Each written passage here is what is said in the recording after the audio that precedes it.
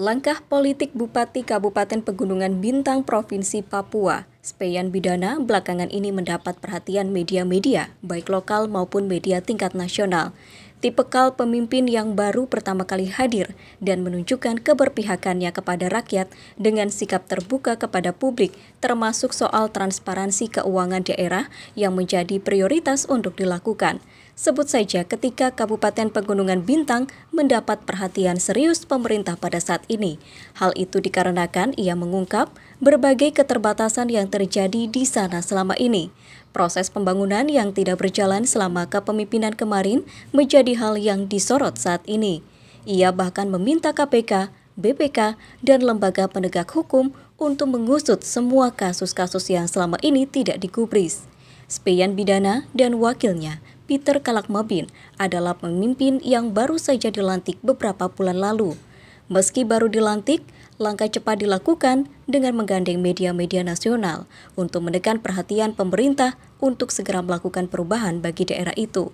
Langkah politik ini pun sontak menjadi viral di berbagai media nasional, dikarenakan sosok kedua pemimpin ini baru pertama kali terjadi di Papua, khususnya di wilayah pegunungan. Tidak heran jika kedua pemimpin ini dijuluki sebagai Jokowinya orang Papua atau Ahoknya orang Papua.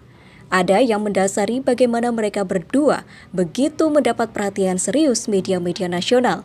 Pertama, soal kemiskinan, keterbelakangan ekonomi, sosial, pendidikan, dan kesehatan yang menjadikan kedua pemimpin ini sedikit berkarakter keras untuk mendisiplinkan seluruh elemen rakyat termasuk aparatur sipil negara. Speyan Bidana dan Peter Kalakmabin kepada awak media sewaktu HUT Kabupaten Pegunungan Bintang ke-18 baru-baru ini mengatakan, tidak ada alasan untuk rakyat diabaikan, justru rakyat menjadi prioritas mereka. Rakyat menjadi raja yang harus mendapat perhatian. Taktik politik Speyan Bidana ini menjadi bahan perbincangan elit politik lokal Papua. Banyak kalangan berpikir langkah Speyan Bidana sangat strategis secara politik, selain karena basis politik yang begitu kuat. Terobosan yang mereka lakukan awal kepemimpinan ini adalah membangun kampus di Pegunungan Bintang. Ini adalah hal yang luar biasa. Selain itu, mendesak pemerintah untuk membuka akses di berbagai jalur transportasi agar menekan harga kebutuhan hidup orang Pegunungan Bintang.